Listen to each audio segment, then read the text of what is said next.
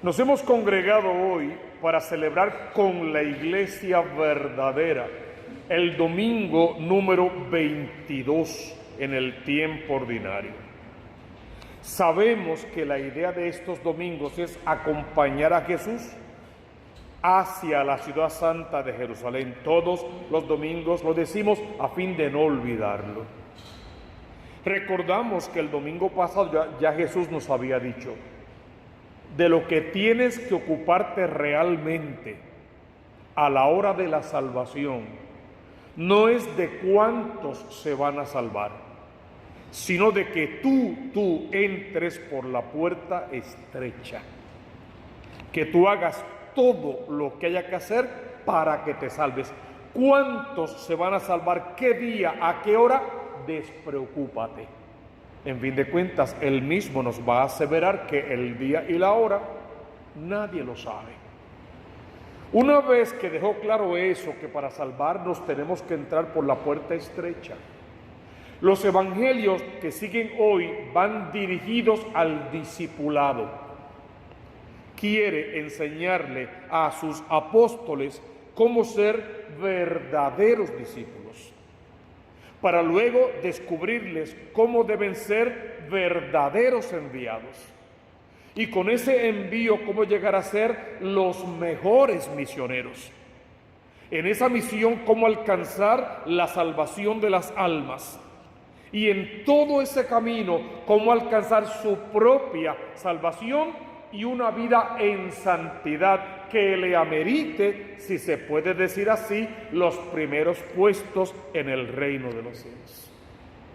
Por eso la liturgia de la palabra de hoy se viste de un carácter particular. La primera lectura del libro del Eclesiástico en el capítulo 3. Realmente son proverbios, muchos proverbios, ideas fijas que contienen un gran mensaje salvífico. Si quieres, refranes populares, pero dirigidos a la salvación de las almas. El tema central, ¿cuál sería? De todo ese capítulo, el tema central sería la sabiduría. Sin embargo, para alcanzar esa sabiduría, una característica principal: humildad y mansedumbre. De hecho, Jesús lo va a puntualizar mejor en las bienaventuranzas.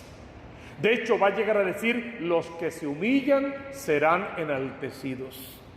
Y en su palabra, quizá uno de los más hermosos textos evangélicos, va a decir: gracias te doy, papá, Señor de cielo y tierra, porque has ocultado estas cosas a los sabios y entendidos, y se lo has revelado a la gente sencilla de corazón. Sí, papá, así te ha parecido mejor. Todo lo que tengo me lo ha dado mi Padre. Nadie conoce al Padre más que el Hijo. Nadie conoce al Hijo más que el Padre y aquel a quien el Hijo se lo quiere revelar. Vengan a mí todos los que estén cansados y agobiados, y yo les aliviaré. Carguen con mi yugo, aprendan de mí, y yo soy manso y humilde de corazón, y encontrarán su descanso. Mi carga es llevadera y mi yugo es ligero. Todas esas instancias bíblicas colocadas en los labios de Jesús. Porque desde el libro del Eclesiástico en el Antiguo Testamento ya se te había dicho: hijo mío, en tus asuntos procede con humildad, y te querrán más que al hombre generoso. No está haciendo menos la generosidad, solo que aún un hombre muy soberbio, incluso un hombre sin Dios, puede llegar a ser un hombre generoso. Pero con su generosidad, que se traduce en soberbia en el caso de que sea sin Dios, puede tener éxito, si quieres decirlo de alguna manera, en todas sus empresas de este mundo. Pero ese éxito no es paralelo con alcanzar la gloria de Dios, la salvación de su alma. Entonces, aún por encima de la generosidad, buena virtud, el autor del libro quiere colocar la humildad, la mansedumbre, la paz interior. Como si desde ya quisiera decirte, hermano, vive de tal manera que quien te mire pueda ver a Jesús. Vive en la humildad de las bienaventuranzas, de aquel que tuvo un encuentro personal con Cristo y al enamorarse de Cristo fijó sus ojos en Jesús y ya nada que de Dios no venga tendrá valor para su vida. Porque lo único que quiere es conocer a Cristo, imitar a Cristo, vivir como ese Cristo pide, predicar la palabra de Cristo con autoridad y, conclusión, salvar su alma y ayudar en la salvación de las almas.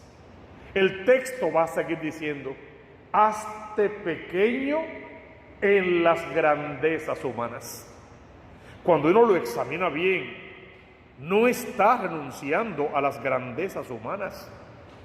Hermano, tu mayor grandeza, a la que no debes renunciar nunca, es que eres el Hijo amado de Dios. Templo vivo del Espíritu Santo de Dios, propiedad exclusiva de Cristo, heredero de todo el amor de Dios y de la vida eterna, del reino de los cielos. Es una grandeza que tienes por el sacramento del bautismo, a la que no debes renunciar nunca.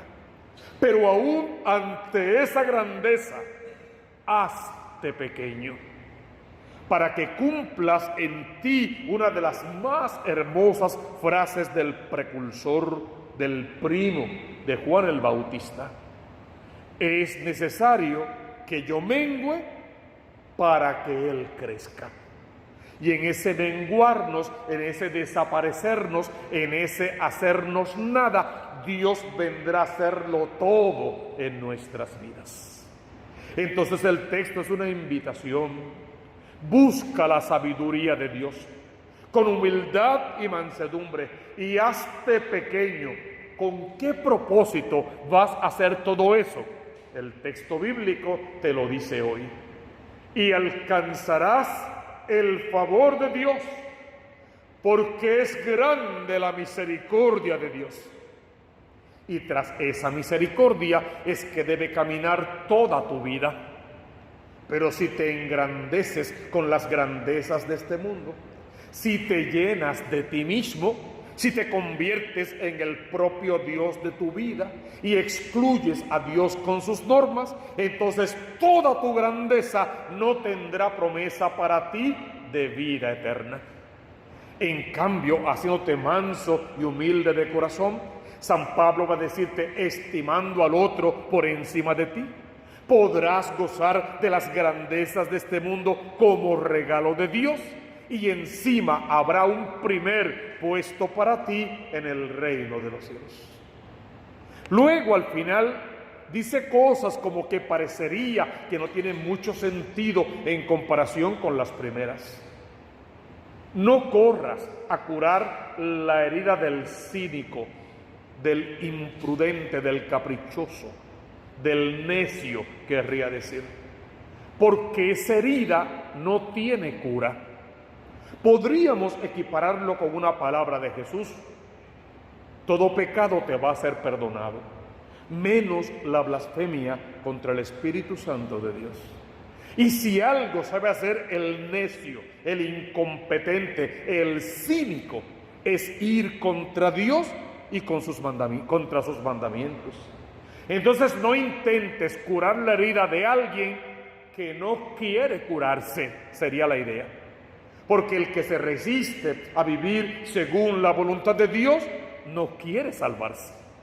Todo aquel que anhela, que desea la salvación, sabe que el camino correcto, domingo pasado, es entrando por la puerta estrecha, por la puerta angosta. No pierdas tiempo en intentar curar la herida del cínico, pues no tiene cura. Y fíjate cómo lo define: es brote de mala planta. Y podrías recordar aquella parábola hermosa del el trigo y la cizaña, y habrá que dejarlas crecer juntas, porque por sus frutos al final se podrán reconocer cuál es cuál. El sabio aprecia la sentencia del sabio. Si eso es verdad, y lo es, habría que concluir que el necio desprecia la sentencia del sabio, porque se deja guiar por otro más necio que él. Pero si un ciego guía a otro ciego, los dos caerán en el mismo hoyo, y después, ¿quién los podrá sacar? Sabiduría, pídesela a Dios en la primera lectura. Humildad y mansedumbre, atesórala en tu corazón. Mengua para que Cristo crezca en tu vida.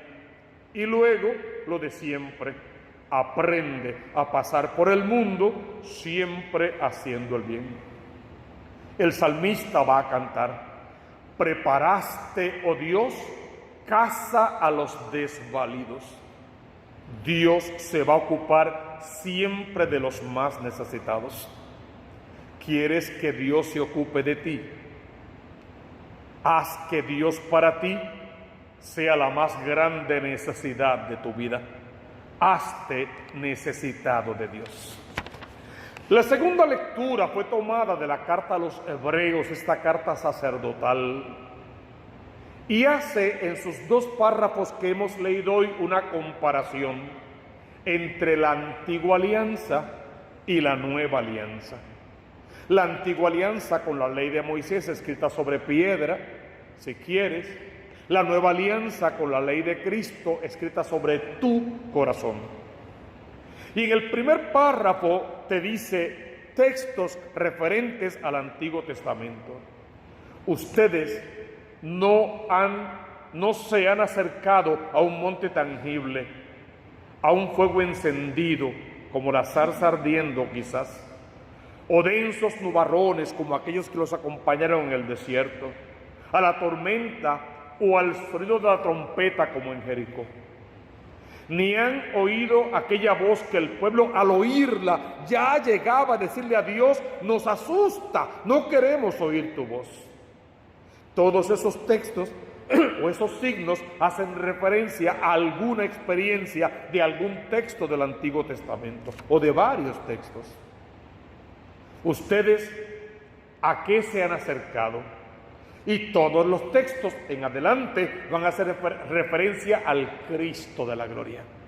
Ustedes se han acercado a Jesús, al monte Sión, a la ciudad del Dios vivo, a la Jerusalén del cielo, a millares de ángeles en fiesta, a la asamblea de los primogénitos inscritos en el cielo, a Dios, juez de todos, a las almas de los justos que han llegado de su destierro, y al mediador de la nueva alianza. Todo eso haciendo referencia a la persona del Cristo de la gloria. Es una invitación: acércate a Jesús, acéptalo como tu Salvador, aprende a interpretar los signos de los tiempos desde la persona de Cristo, aférrate a su palabra de amor, sin escrúpulos ni fanatismos. Esos no pagan para el reino de los cielos. Con humildad, con mansedumbre, con deseo de santidad y con un anhelo grande de salvación. El Evangelio según San Lucas, porque en el ciclo C de lecturas siempre leemos a San Lucas. Una parábola interesante. No olviden que comenzamos diciendo que Jesús está instruyendo, formando a sus apóstoles. Cuando hablamos de la formación de los apóstoles, tenemos que pensar en el Jueves Santo, porque todo lo que Jesús les está enseñando, todo lo que les está diciendo tiene un propósito: que el día de Jueves Santo los va a ordenar al sacerdocio con el lavatorio de los pies, que van a ser los primeros 12 sacerdotes ordenados de la iglesia verdadera por el Maestro, por el mismo Cristo. Entonces su formación es muy importante. Y ahora los quiere instruir en el tema del discipulado, cómo un verdadero apóstol de Jesús debe vivir su vida cristiana. Parecería que está hablando a los fariseos. Sí, les está hablando a los fariseos, pero en verdad tiene el dedo colocado sobre sus 12 apóstoles. La escena es particular, un banquete, quizá un banquete de bodas. Por alguna razón, Cristo Jesús fue invitado. Y si Cristo Jesús fue invitado, con sus apóstoles, lógicamente. De hecho, a sus apóstoles solos no los invitarían a este tipo de banquetes, porque esto es por castas, por grupos sociales. Esto es según la cultura del momento. Y los ricos solo invitan a los ricos, a su familia, a los que tienen poder. Y la invitación tiene un propósito, que yo te invité hoy a mi fiesta, estás comprometido, casi obligado a invitarme mañana a la tuya. Esa es la idea que está en la mente de ellos. ¿Por qué invitan a Jesús? Porque Jesús se está perfilando como uno de los más agresivos y mejores predicadores del entonces. Un gran profeta, un hombre de Dios. Crean o no crean en lo que dice, estar en compañía de este hombre, invitarlo a mi fiesta, le da categoría a mi actividad. Por eso lo invitaron.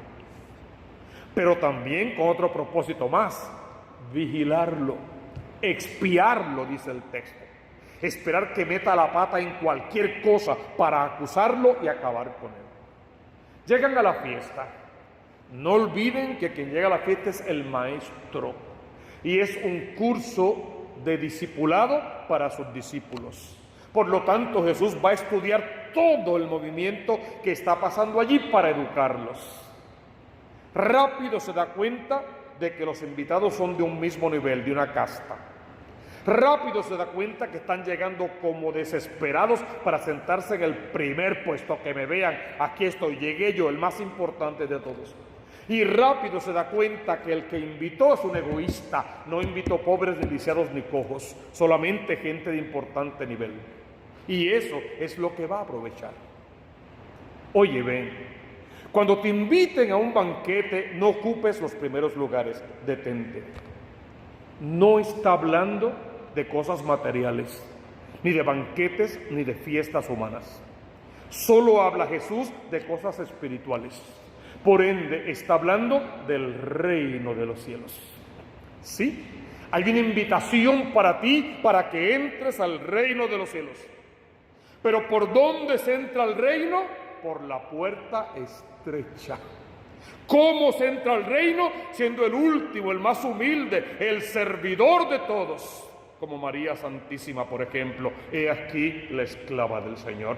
María no dijo, he aquí la reina de hombres y mujeres, porque estoy preñada del Espíritu Santo y voy a parir a Dios. No dijo eso. He aquí la esclava del Señor. Si se entra al reino de esa manera, Jesús les está diciendo, no corran por los primeros puestos de este mundo, no sean soberbios, ni engreídos, ni prepotentes, ni arrogantes, no crean ser los más que saben y quieran darle cátedra a todo el mundo de lo que saben. ¿No te pasa a ti lo que nos pasa a todos los predicadores? Por lo general, cuando escuchamos a alguien predicar bien, por alguna razón nos parecería que nosotros podemos hacerlo mejor.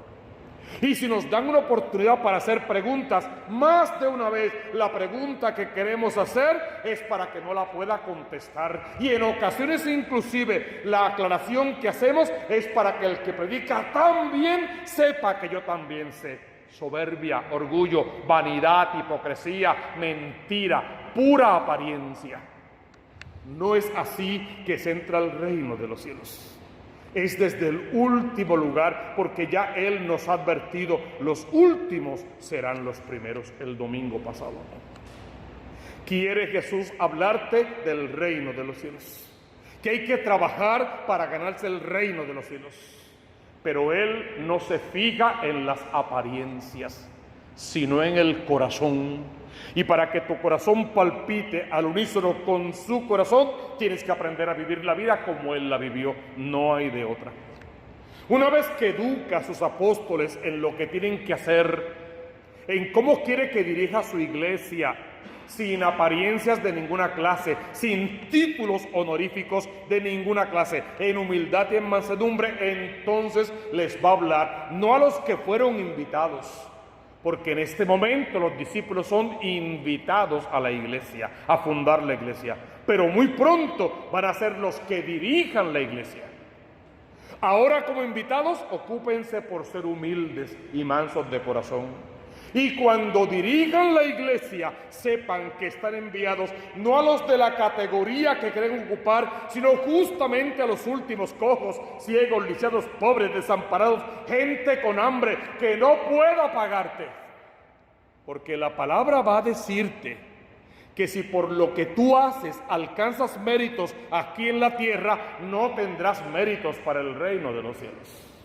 Invita a los que necesitan salvación, no a los que te den caché cuando los invitaste, sino a los que tú le des una oportunidad para que conozcan al Cristo de la gloria y se puedan salvar. Muéstrale al mundo el amor que hay en tu corazón, en tanto y en cuanto el amor que hay en tu corazón se escriba con D de Dios y lleve al otro al encuentro personal con el Cristo de la gloria.